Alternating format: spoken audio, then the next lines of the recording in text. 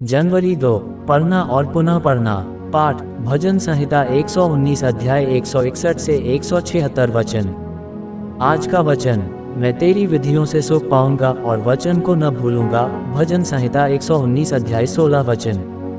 Bible पाठ के ऐसे कई कैलेंडर है जो हमें संपूर्ण बाइबल अर्थात उत्पत्ति से प्रकाशित वाक्य तक का अध्ययन 1 या 2-3 वर्षों में पूरी करा देते हैं। ऐसी ही एक रूपरेखा इस पुस्तक में पृष्ठ 13 से 16 में है।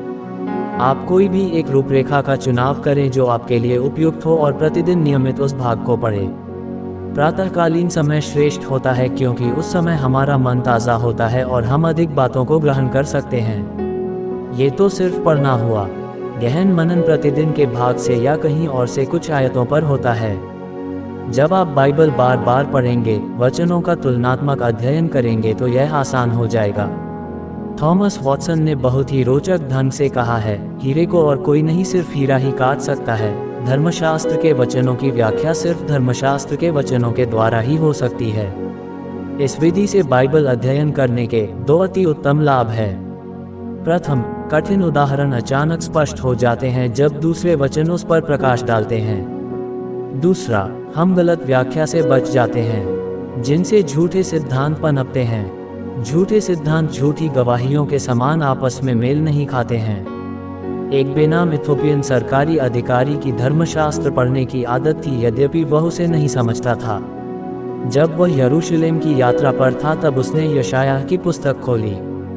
देखिए कैसे फिलिप्पुस प्रचारक ने एक संक्षिप्त व्याख्या के द्वारा उसे संपूर्ण सुसमाचार की सच्चाई को समझा दिया। प्रेरितों के काम 8 अध्याय 26 से 40 वचन।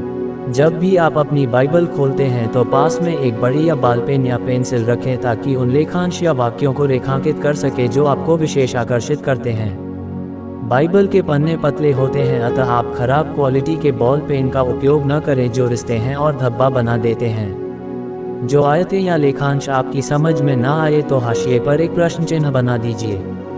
अगली बार जब आप पढ़ेंगे तो इनमें से कुछ प्रश्न चिन्हों को मिटाने का आनंद आपको मिलेगा।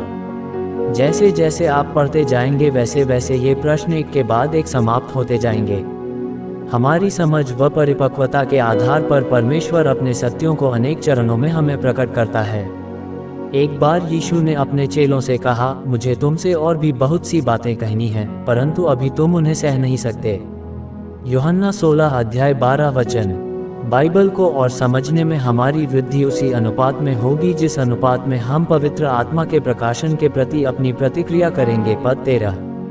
एक अन्य अवसर पर यीशु ने कहा, तू अब नहीं जानता है कि मैं क्यों करता हूँ, परंतु इसके बाद समझेगा। यूहन्ना 13 अध्याय 7 वचन। जिन बातों से आपका हृदय प्रसन्न होता है उनको एक अलग नोटबुक में लिखें। आलस्य ऐसा करने से आपको रोकेगा, पर इससे भारी नुकसान हो सकता है।